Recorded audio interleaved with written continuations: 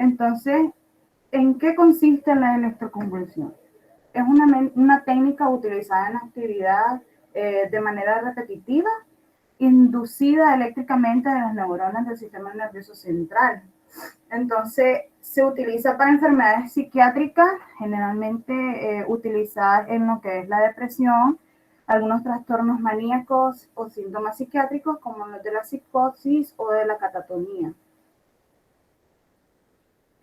Históricamente fue utilizada en las décadas de 1930, antes de la era de los potentes tratamientos farmacológicos, que es lo que nos conocemos actualmente como la era farmacológica, pues. Y de los trastornos afectivos mayores y persiste como un tratamiento clínicamente relevante por su alto grado de eficacia, seguridad y utilidad.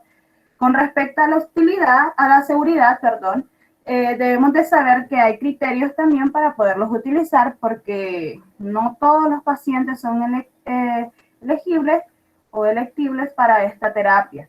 Ya se sabe bien de que a nivel cardíaco, si uno de estos pacientes tiene enfermedades, entonces se busca la manera de valorar el riesgo-beneficio porque con la electroconductividad influye mucho el daño a nivel cardíaco.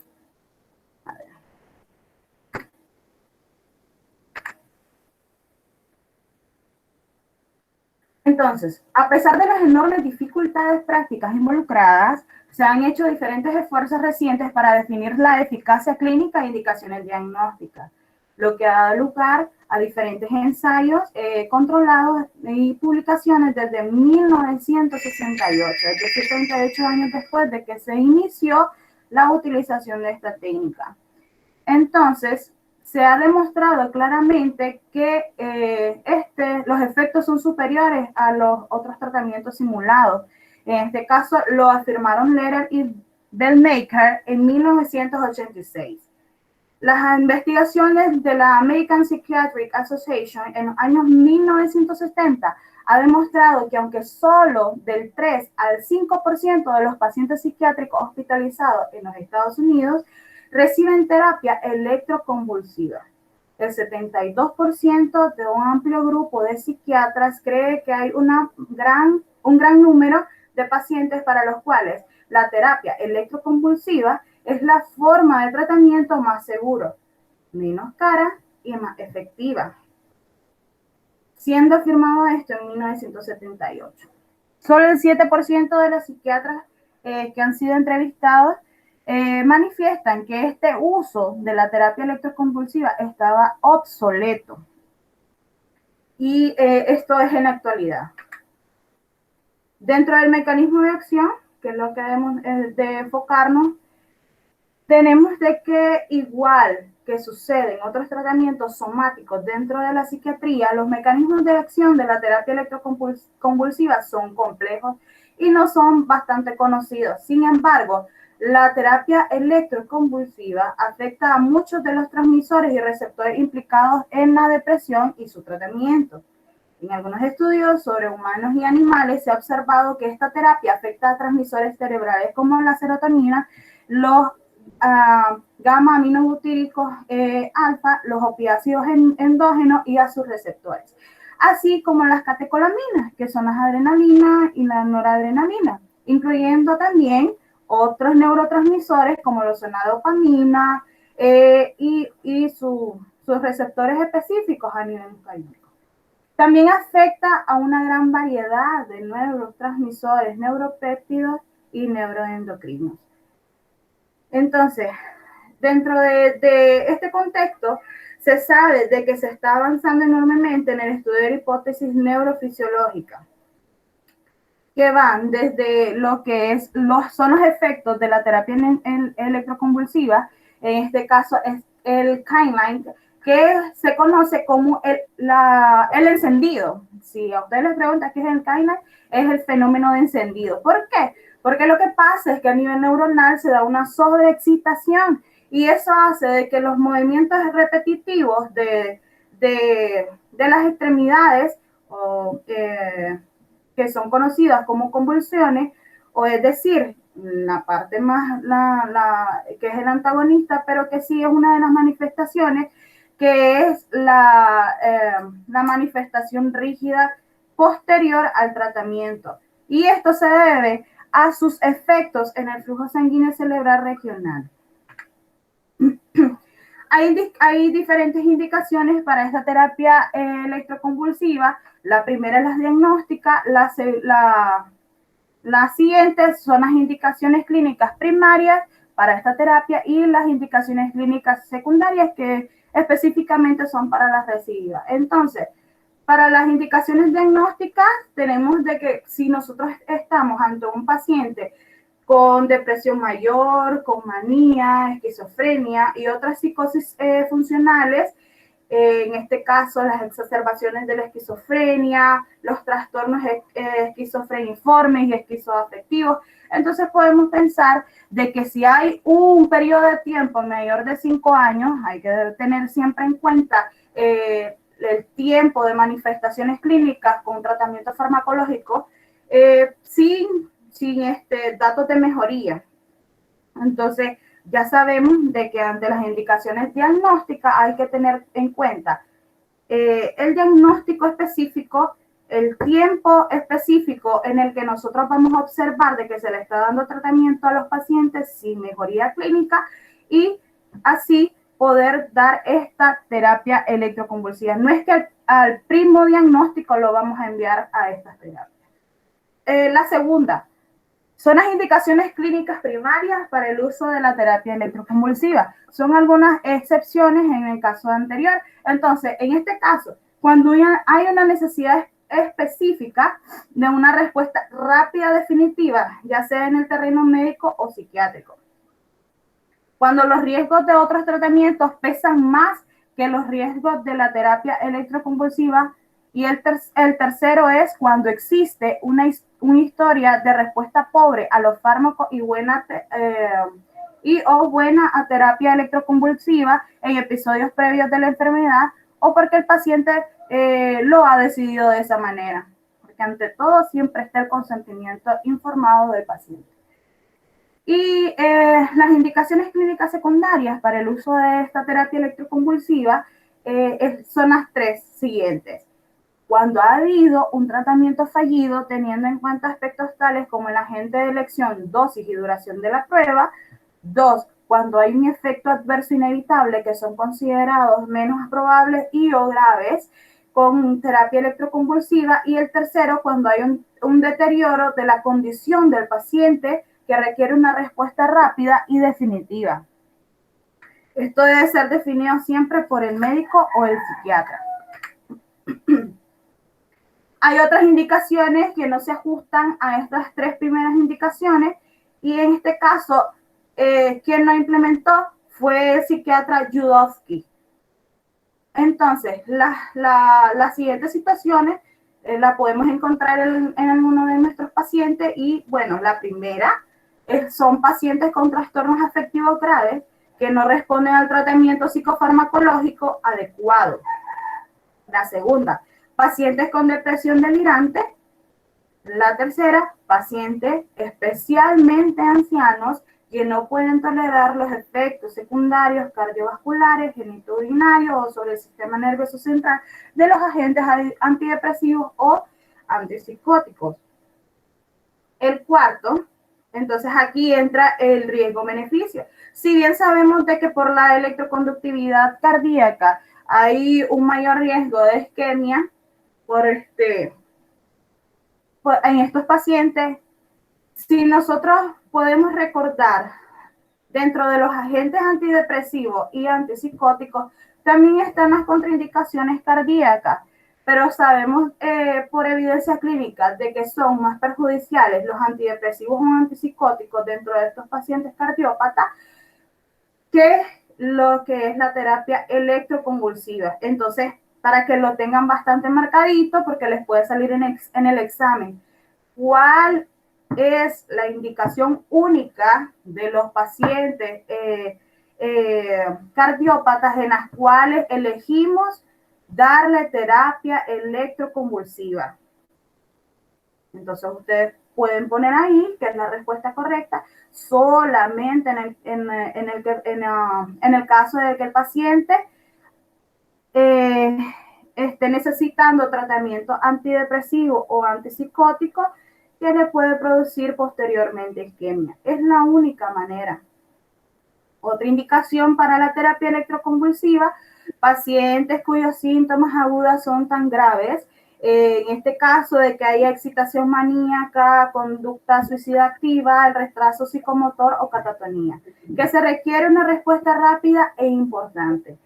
La quinta, pacientes con antecedentes de episodios depresivos que han tenido una buena respuesta a tratamientos electroconvulsivos previos, pero que han tenido residuos. Entonces, aquí vamos a ver un poco de la aplicación de la técnica.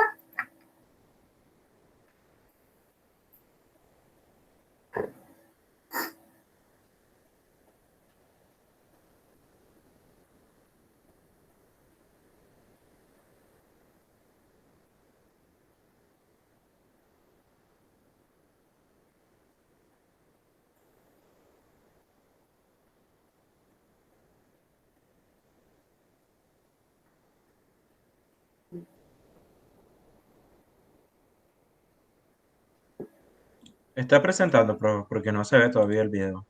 ¿No se ve el video? No. Ah, permítame.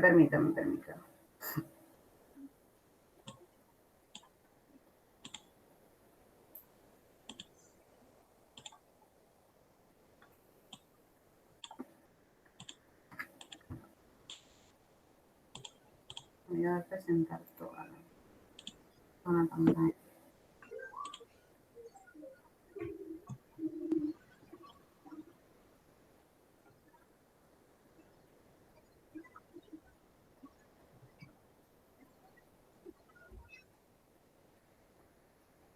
Ahora se ve, pero no se escucha. De veras.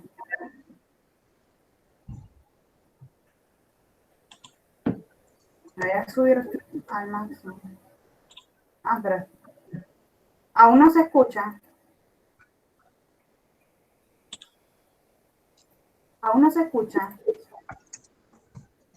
No, no se escucha.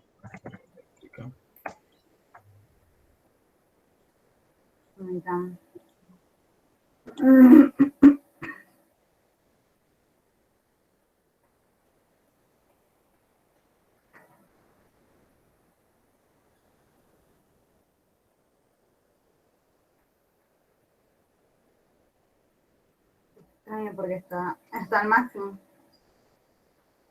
Ah, pues se lo explico. Este es un paciente que tiene trastorno depresivo, un paciente anciano, desirañoso, y aquí están explicando la técnica. Primeramente se coloca lo que son los electrodos del electroencefalograma para ver el efecto del tratamiento y estarlo monitoreando. Luego se pone a nivel bifrontoparietal lo que son los electrodos para la electroconducción.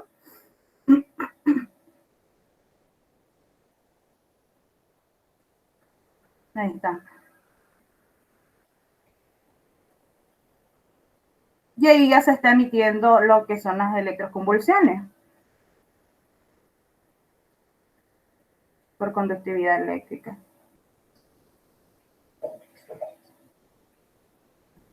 Esos son los datos del electroencefalograma.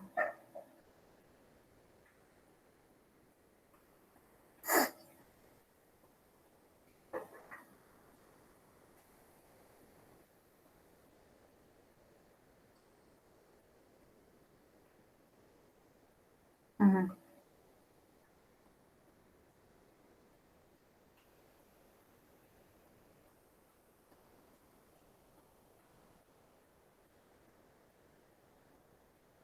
Ahí lo que está diciendo de que siendo un trastorno afectivo tratado con tratamiento farmacológico, pero que no ha podido llevar una vida pues, diaria normal a pesar de tener el tratamiento. Entonces se llevó a este tratamiento.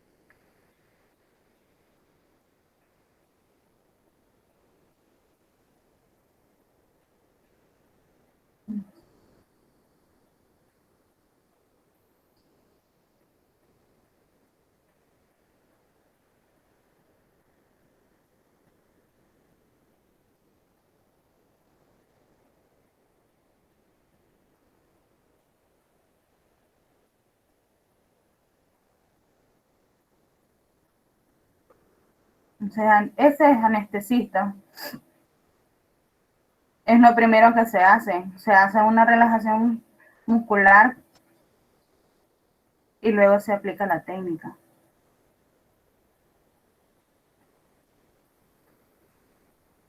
Ahí en España es diferente el manejo. Son los enfermeros quienes hacen directamente lo que es la terapia electroconvulsiva, pero aquí en Nicaragua al médico le toca al psiquiatra llevar el control del paciente, apoyar en lo que es la técnica en conjunto de el neuro. Son realidades muy distintas. Entonces, aquí continuando,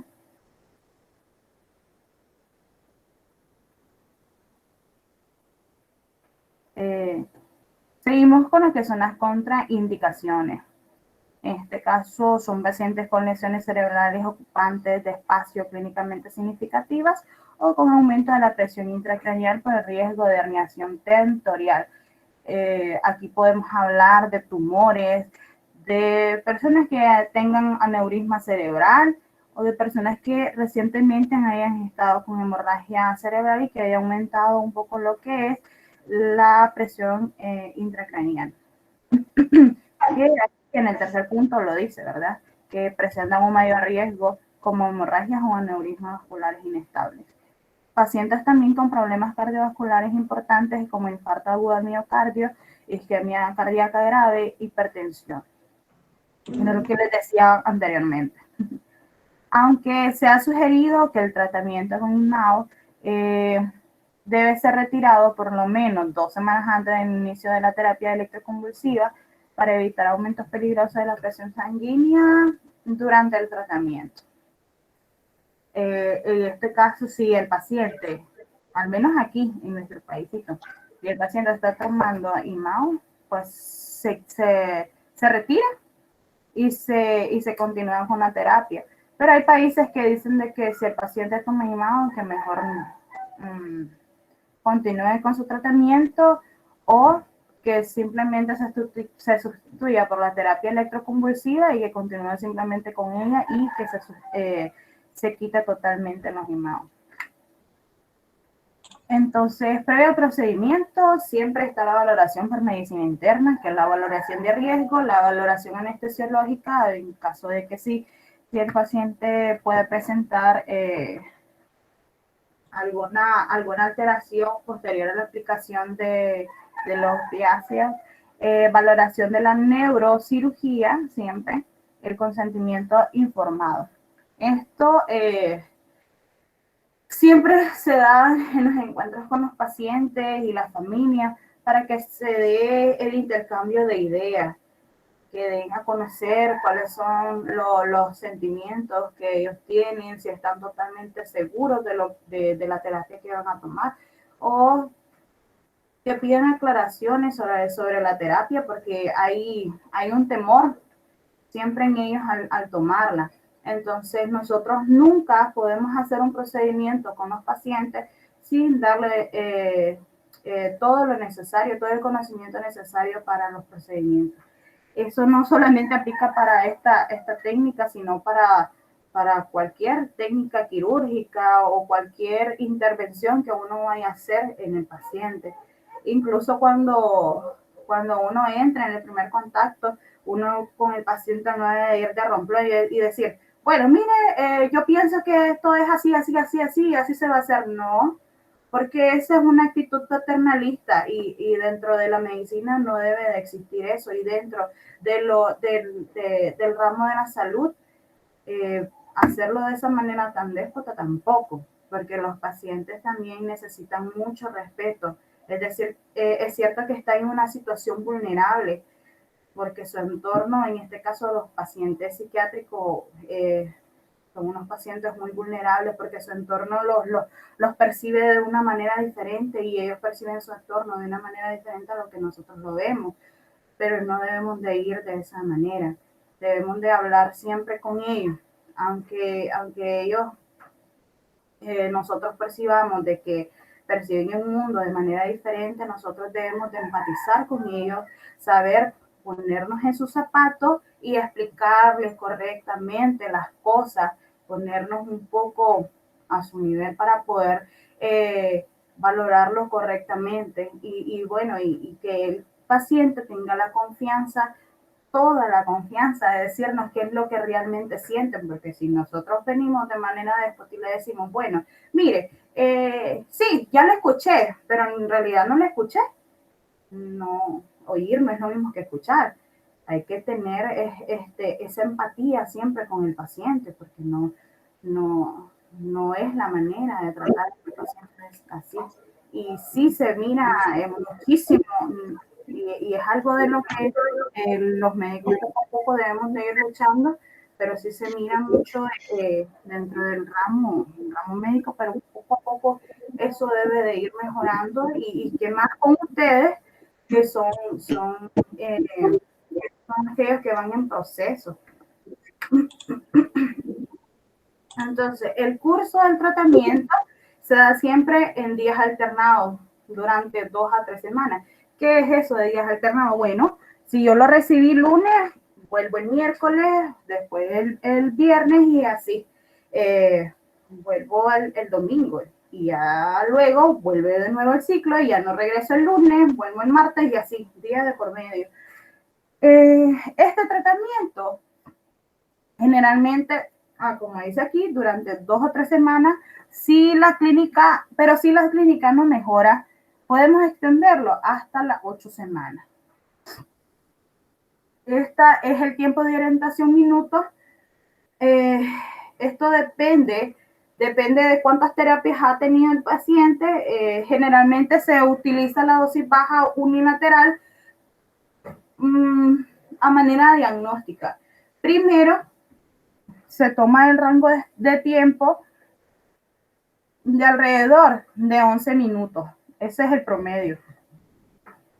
Pero puede ser un más menos de 7 minutos. Y posteriormente, si ya el paciente presenta una mejoría notoria en estas 2 o 3 semanas, entonces nosotros decimos, bueno, no va a tener que volver hasta las 8 semanas. Ya ha mejorado bastante en su vida diaria.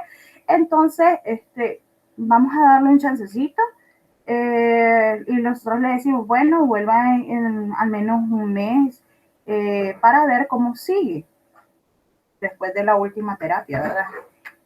Llega el paciente después de un mes y si el paciente nos comienza a decir, mire, yo siento todavía, en el caso de que fuera un paciente depresivo, mira, todavía no siento mejoría, siento y en ocasiones no me quiero ni siquiera ni levantar. Intento vestirme para ir al trabajo, pero no puedo. Y de repente en algún momento del día me da ganas por llorar.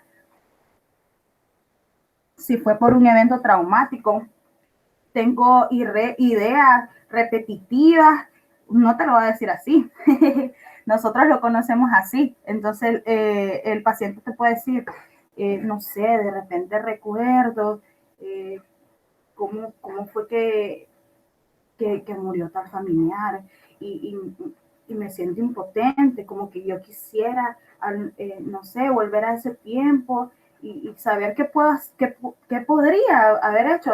Y lo estoy haciendo así cantaneado porque a ellos se les dificulta mucho hablar de eventos traumáticos. Y siempre se les nota la mirada baja, la inseguridad, las ganas de llorar al hablar de ese evento traumático. Entonces son cosas que uno va viendo en el camino, pues, que ahí va uno sumando. Entonces, bueno, uno dice, esta terapia todavía no es efectiva. Entonces vamos a comenzar con una dosis alta unilateral. ¿Okay? Vamos con la media. Estos son de 21 minutos. Ay, pero 20 minutos es mucho para él, apenas estamos comenzando la terapia. Entonces lo podemos hacer en unos 15 minutos y ya. Comienza la terapia y lo volvemos a reevaluar. Así sucesivamente hasta ver una mejoría en el paciente. ¿Cuáles son los riesgos y efectos secundarios? Este procedimiento es inusualmente seguro, con una mortalidad no significativa mayor a la relacionada con el uso de la anestesia general. La tasa de morbilidad es de 2%.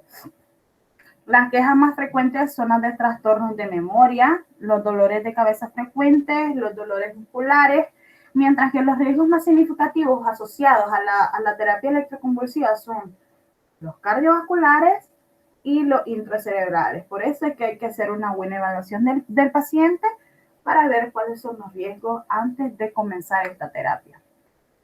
En conclusión, esta es una terapia que tiene más de 50 años de uso. Esta terapia continúa siendo un tratamiento seguro a pesar del temor que tienen muchos pacientes de utilizarla, porque como vimos, alrededor del 7% de los pacientes con trastornos depresivos o afectivos o diferentes trastornos que aplican a esta terapia electroconvulsiva, al menos en los Estados Unidos el 7% lo utiliza. Ustedes dirán, ¿por qué si es bien efectiva? Porque siempre existe el temor de que a lo mejor me puedo morir en el tratamiento. Pero para quitar ese temor es muy importante el rapport, que es aquella comunicación efectiva entre el médico y el paciente. Entonces, ya sabemos, como vimos dentro de la presentación, que es especialmente efectivo para aquellos pacientes con depresión severa que pueden incluir ideas o elementos delirantes, suicidas o psicomotores. Entonces, aquí hablamos dentro de las nuevas tecnologías para la colocación de electrodos y la disminución de las cantidades de energías necesarias para provocar las convulsiones conllevan a menos efectos secundarios actualmente, como lo miramos dentro del video, ya no son unos electrodos todos artesanales, sino que ya son más profesionales porque ahí ya entra un poco lo que es la tecnología médica actual. Y por eso mismo es importante reconocer el esfuerzo de que se ha hecho para avanzar en esta técnica y explicarles muy bien a los pacientes de cuáles, de que esta técnica es muy efectiva y crear en ellos una confianza para esta técnica. Y sobre todo, no negarles la existencia de los riesgos, sobre los beneficios también, cuáles son los efectos secundarios y la experiencia global de dicho procedimiento. Ahora, a continuación, les presento las tareas que vamos a tener de manera paulatina para lo del curso. Con esto quiero hacer una introducción porque en esta semana, no sé si revisaron su correo, les mandé los enlaces de Mega de mi biblioteca para que ustedes no tuvieran la necesidad de buscar en cualquier lado los libros, que era una de las cosas que me habían hablado anteriormente, porque hay una disyuntiva de comunicación, porque al yo consultar en la universidad si ustedes tenían acceso a Access Medicine y a lo que es el e-library, algo así, creo que dije, o la librería virtual. Dicen de que, me dijeron pues, las directivas de la UCN de que tenían ustedes dificultad con ellos porque no estaban con el acceso. Entonces incurrí a buscar dentro de mi biblioteca de Mega y también de Drive, y pues estaba mejor alimentada mi Mega y comencé a enviarles los enlaces. ¿Por qué se los envié? Bueno, porque tenemos a continuación lo que son nuestras tareas esquematizadas de la siguiente manera. Aquí tenemos el primer tema con el que vamos a comenzar, que son estrategias del tratamiento farmacológico del trastorno de la ansiedad. Los tengo asignado a Michael Alexander Garay y con fecha próxima, que es del 5 de septiembre del 2020. ¿Cuáles van a ser aquí? Todo esto del contenido es lo que voy a requerir para la evaluación dentro de la exposición. Mis criterios de evaluación para el expositor: la buena presentación personal, que esta presentación de más de 20 minutos, que tenga buen dominio del tema, que conteste las preguntas sobre el tema de manera correcta durante 10 minutos. así se nos hace unos 30 minutos. Entonces, así de manera consecutiva. Pero aquí con Jocelyn, Jorge Martín, tenemos un problema, que es lo del examen. Entonces aquí le puse particularidad por el examen. Aquí creo que no lo cambié. Aquí puse de que me lo enviara vía correo electrónico para subirlo a la plataforma. Pero ahorita yo les dejé, bueno, desde hace varios días, yo les dejé un enlace a un foro dentro de la plataforma, donde ahí cada uno de los expositores van a ir creando un tema nuevo de discusión. Entonces, dentro de ese tema de discusión, van a poner su exposición en PowerPoint, a excepción de Jocelyn Borges, que va a poner su exposición y un video en donde defienda el tema. No va a tener lo de las preguntas y respuestas, pero sí quiero ver que tenga un buen dominio del tema, porque en ese día va a haber examen. Y así de manera consecutiva. Entonces, la entrega evaluada, segundo parcial. La presentación PowerPoint para los que están pendientes de entrega son 3. Entonces, esta va a valer 5 puntos y la exposición a través de la videoconferencia 10 puntos. Para los que les toque exponer en el tercer parcial, una presentación PowerPoint de 10 puntos con una exposición a través de videoconferencia de 40 puntos, que ahí se van a defender mucho con las preguntas y respuestas. Al plenario, ¿cómo se le va a evaluar, dirán ustedes? Primeramente, la presentación personal durante la exponencia, realizar al menos una pregunta o respuesta al finalizar la exposición del compañero expositor, teniendo en cuenta el tiempo estipulado de preguntas, que son 10 minutos, no más, y no quitar la videoimagen del Meet, demostrando siempre la presencia y la puesta de atención durante la exponencia, poner atención a la exponencia sin interrupción. Y como les voy a solicitar ahorita, por favor poner en silencio los micrófonos mientras esté exponiendo, porque escucho bastante ruido, como que pasan carros, no sé, hay alguien que tiene encendido el micrófono. Entonces, le quiero aquí dejar una pirámide de cómo es que aprendemos. Entonces, aquí el 10% de aquello de lo que nosotros leemos es aquello que nos va a quedar en nuestra memoria a corto plazo. 20% solamente de lo que oímos, 30% solamente de lo que vemos, 50% de lo que vemos y oímos, porque es más complementario, 70% de los que discutimos con otros, que es lo que quiero hacer al momento de las preguntas y respuestas, el 80% de aquello que hacemos, es decir, que escribimos, que hacemos resumen, describimos alguna información, expresamos, damos ideas, etc. Y el 95%, que es nuestra máxima, cuando nosotros somos capaces de enseñar a otros. Y es por eso que implementé esta actividad de las exposiciones, para que nosotros podamos desarrollar nuestra capacidad máxima y podamos tener unos conocimientos duraderos en el tiempo. Y eso sería todo. Muchas gracias.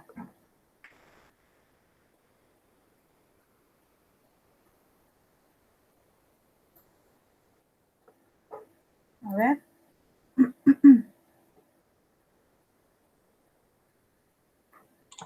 ¿Aló? Hola. ¿Aló? Profe, yo tengo dos consultas. Es que como dije, gracias, pensé que ya iba a cerrar. Tengo dos consultas. Dígame. Primero, bueno, más bien, primero póngame en silencio el micrófono, por favor. Que voy a preguntar también. Es que se está hablando Michael y se escucha un ruido ahí. Ay, gracias. Ok, entonces, en primer lugar, colocar mi posicionamiento respecto a la terapia electroconvulsiva. Sin duda no es algo tan común en nuestra región Latinoamérica. Y adicional, digamos que traemos una historia bastante oscura con todo este tipo de terapia. Yo sé que hoy por hoy el nivel de tecnología y el nivel de profesionalismo ha llevado a tener ciertas condiciones idóneas para poder aplicar esta terapia, siempre existe un riesgo, que es algo que era lo que estamos hablando. Con respecto a lo que veíamos, me llamó la atención de que una de las limitantes o condicionantes que tiene la terapia electroconvulsiva es las personas mayores de edad.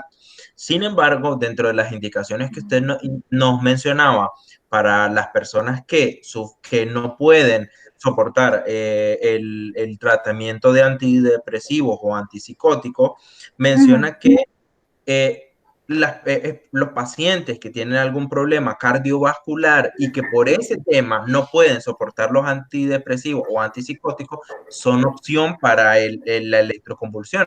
Pero al final la electroconvulsión también me genera una alteración en el ritmo cardíaco. Entonces, pues ahí me queda la duda de que al final, ¿cuál es el punto? Yo entendería que médicamente tendría un electrocardiograma que llegue a estudiar si la persona puede soportar o no, pero no es al final ese mismo electrocardiograma que me está diciendo de que la persona no puede soportar el tratamiento de antidepresivos y antipsicóticos por ese lado, ¿verdad? Y lo segundo es de que, como vimos en el video, yo lo que hice fue irme a YouTube acá para verlo. El hospital, obviamente, de ahí, estamos hablando de que es en España, las condiciones, súper super genial, Son y era súper avanzadas. al inicio. Yo le apuesto que si nosotros acá intentamos hacer esa práctica, inmediatamente se nos viene la sociedad de encima, porque aparte de que las condiciones en nuestros centros hospitalarios no son las idóneas, tampoco tenemos el equipo indicado para poder aplicar esa terapia, porque el choque eléctrico es gradual y pues, en mi perspectiva no creo que tengamos la posibilidad. Es más, en mucha parte de la región, incluyendo Costa Rica, Panamá, que son países de bastante avance, y de hecho muchos de los estudios son más enfocados en Estados Unidos y todavía más en Europa, donde los beneficios son muchos y aún así tienen una aplicación muy, muy poca. Así es. A ver, la primera pregunta era con respecto a los antidepresivos y antipsicóticos.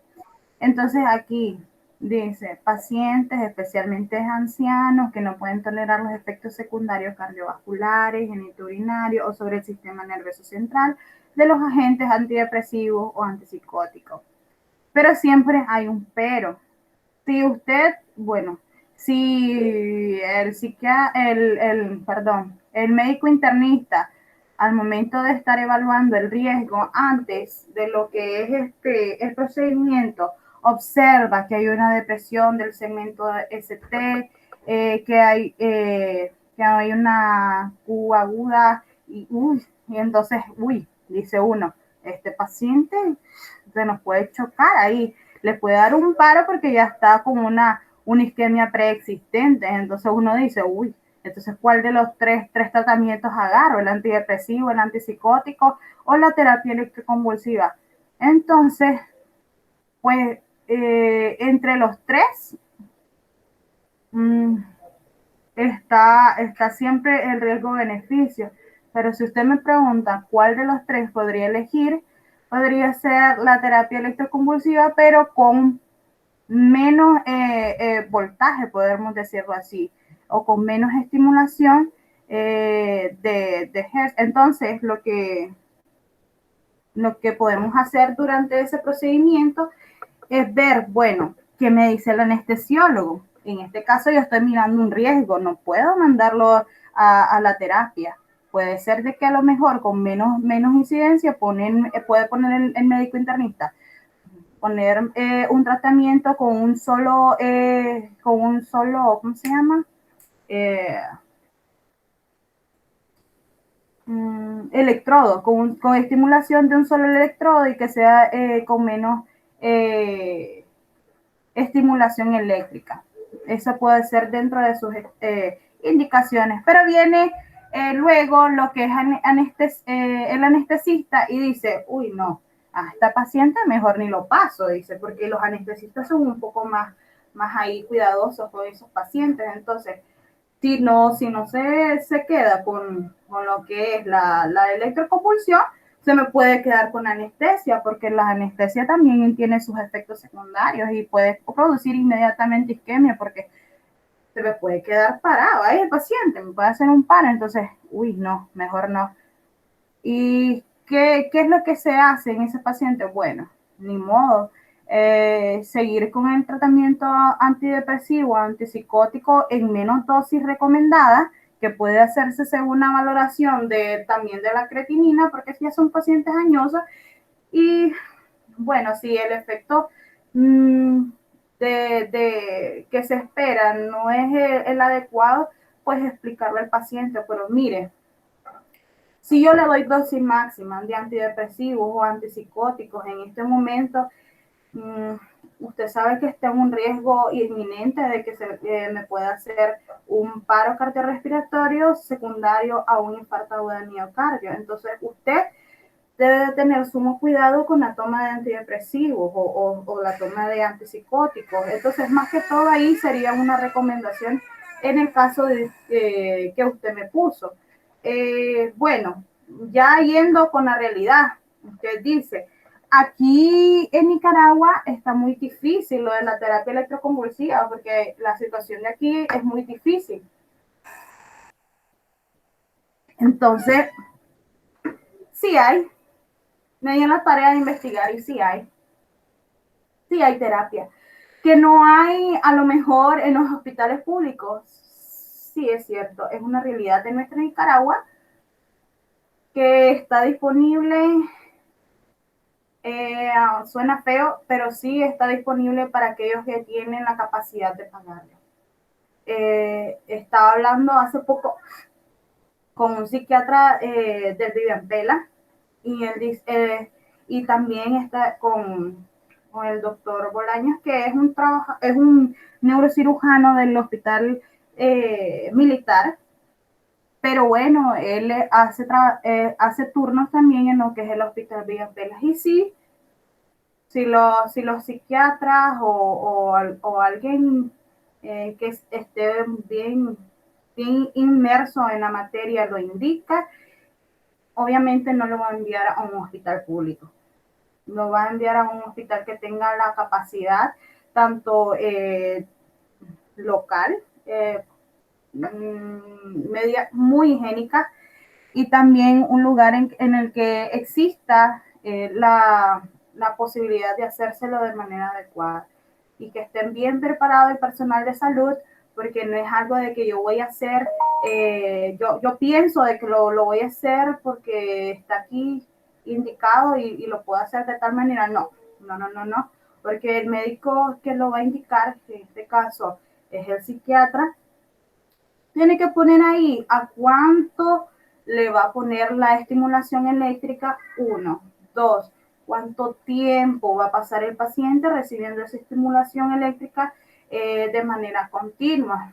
Y obviamente no lo va a enviar solamente con esa hojita, sino con la valoración del médico internista, el médico anestesiólogo y también con la valoración neurológica, porque si el paciente no tiene alguna afección neurológica, puede ser un tumor, un ACV o incluso un aneurisma, y ahí se me puede complicar durante el procedimiento, porque va directamente a la estimulación cerebral.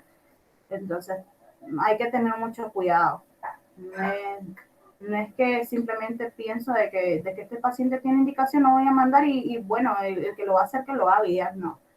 No. Tiene que ser un estudio multidisciplinario para enviar a este paciente ahí.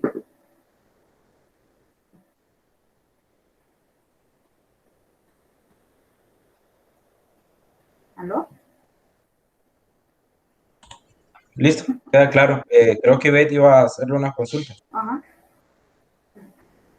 Continuamos. ¿Aló?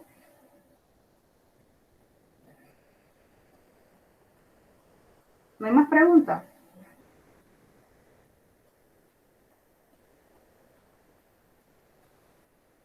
¿Aló? Si no hay más preguntas, No sé si quiere tal vez explicar un poquito más sobre el kindling, que eso ahí no o era de lo mismo. El Kyling, nosotros lo conocemos dentro de la medicina, bueno, a grosso modo, no está muy explicado, a lo mejor así, a la libre, pero me di a la tarea de buscar dentro del MOSBI. El MOSBI nos habla de una sobreestimulación neuronal, a eso se refiere el Kyling. Entonces, ¿qué es lo que se hace con la terapia electroconvulsiva? Como lo dice su nombre, pues me produce convulsiones por la sobreexcitación neuronal, inhibición de los cábacos. Entonces viene el fenómeno de encendido. A eso se llama el Kyling. Entonces, ¿qué es lo que pasa? Por sobreestimulación neuronal se da una conducción eléctrica generalizada. Nosotros somos energía.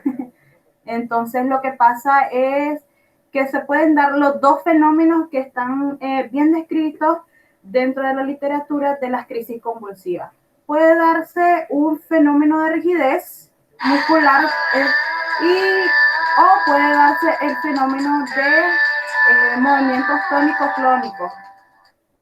Ya, entonces son los dos fenómenos que vamos a observar en los pacientes en caso de haber dosis máxima. Y si hay una dosis moderada o mínima, se va a observar, pero lo vamos a observar poco. No sé si observaron en el video cuando se estimuló al paciente, él hizo una superextensión de lo que son las extremidades, principalmente de los miembros inferiores. Entonces,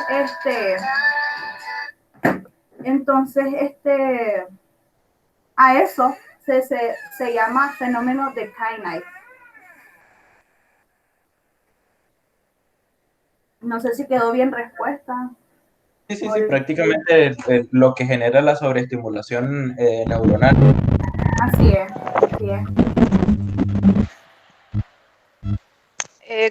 Buenos días. Buenos días. Con respecto a las tareas que tenemos que hacer o las exposiciones que vamos a entregar de hoy en adelante, parece según lo que viene el aula virtual, porque hasta ayer todavía no había visto nada, estuve revisando. Los links de enlace a los libros no me llegaron al correo, no sé qué pasó. Entonces, pues para que revise, quizás no se enviaron. Y con respecto a la tarea, yo pues ayer todavía en la tarde no había visto todavía nada. Solo lo único que vi fue la videoconferencia que teníamos ahora. Entonces, con respecto a los temas, me imagino que usted los va a designar o se derivan a través de la terapia electroconvulsiva. No, en la misma presentación, ustedes pueden ver la secuencia de presentaciones. Uy, está como dañado su micro. Los temas designados están ahí. Permítame. Cada quien tiene su... Sí, a ver. Aquí está de Michael. No sé si se pronuncia Michael. Entonces acá, el de él. Luego sigue Diana del Carmen Rojas Girón. Luego Jocelyn Jorlen Borges Martínez, que por la particularidad del examen le había puesto que me lo enviara al correo electrónico, pero no va a ser así. Me lo va a enviar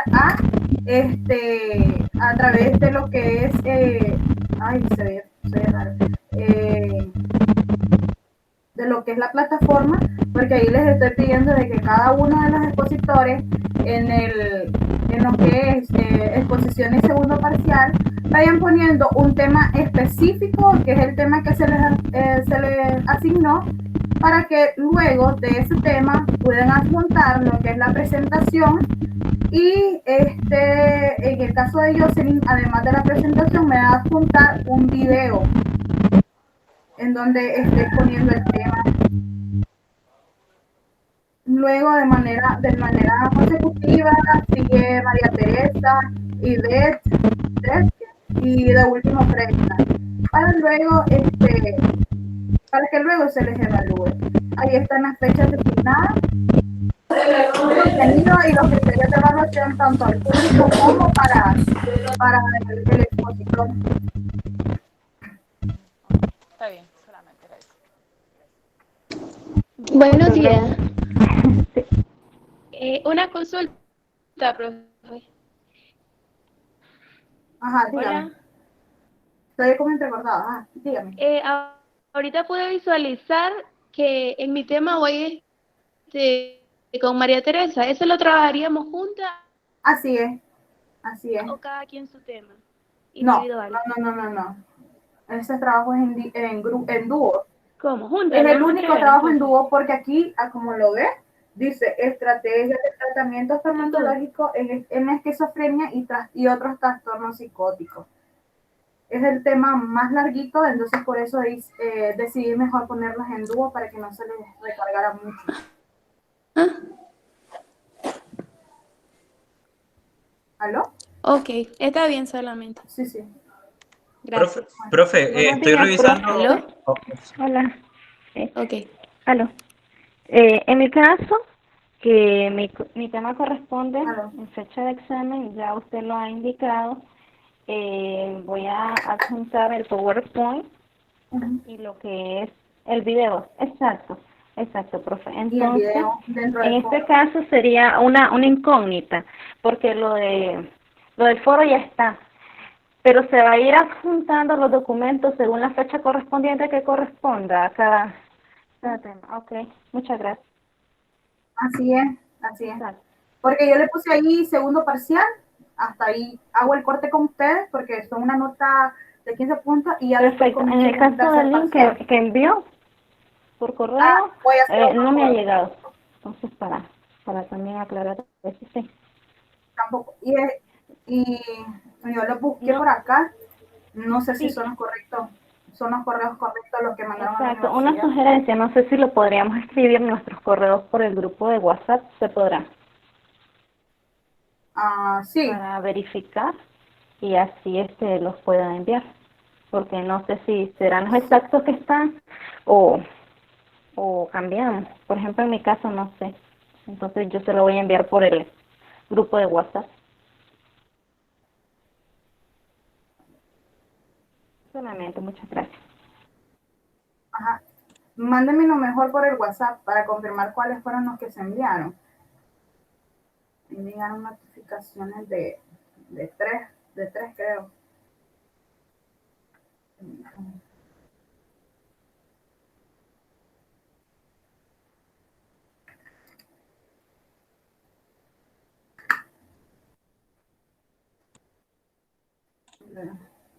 Dice aquí, Jocelyn.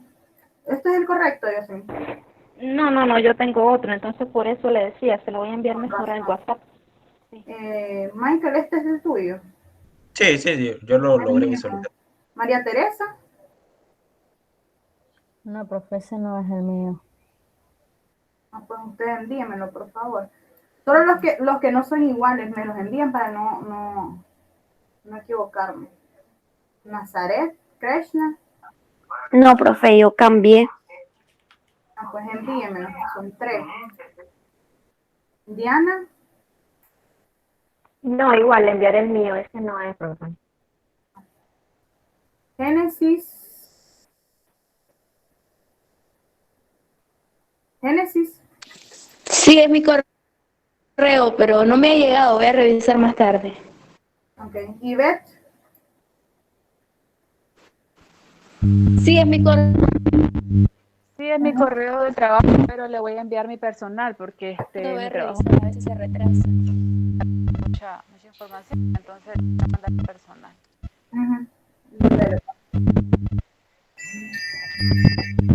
Profe, tengo una pregunta. Veo en el aula virtual que hay un foro que dice estrategias, que es sobre el tema de las exposiciones.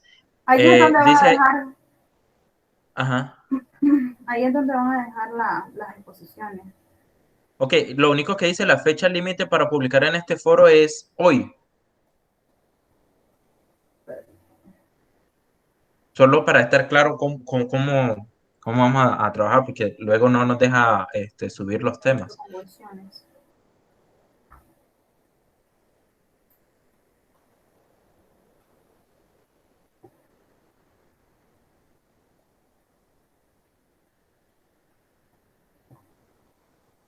Es cierto.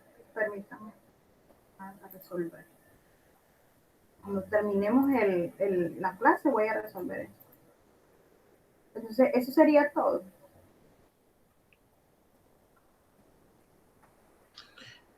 Sí. Sí. Los temas y la estructura del trabajo, profe, ¿no lo va a pegar en el aula virtual? ¿Cómo no? Todavía no lo ha agregado, De ¿verdad? acuerdo a la espera, como no, pero no lo tengo. Es lo que me decía Ivette. Yo Ok. lo que hago es programar la aparición de la... Yo tengo programadas mis clases, a ver, Ujú, ujú. pero la aparición de las clases, yo no las tengo habilitadas hasta que ya llega la hora de la clase. Así es, Ok. porque uno lo programa así. Ok, listo.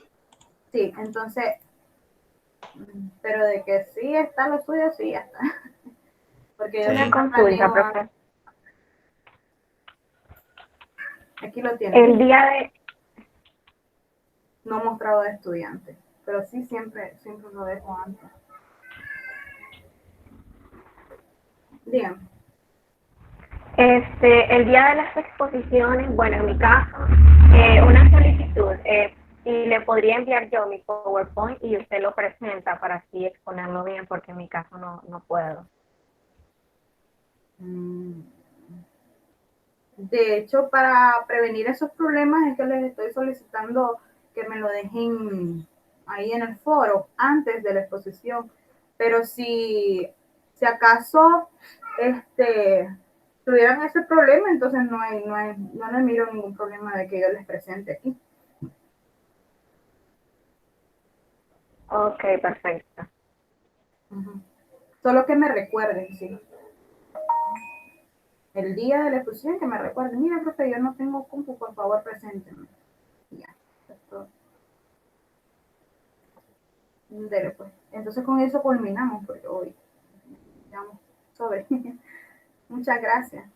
Listo, profe, gracias. Pasen buen día.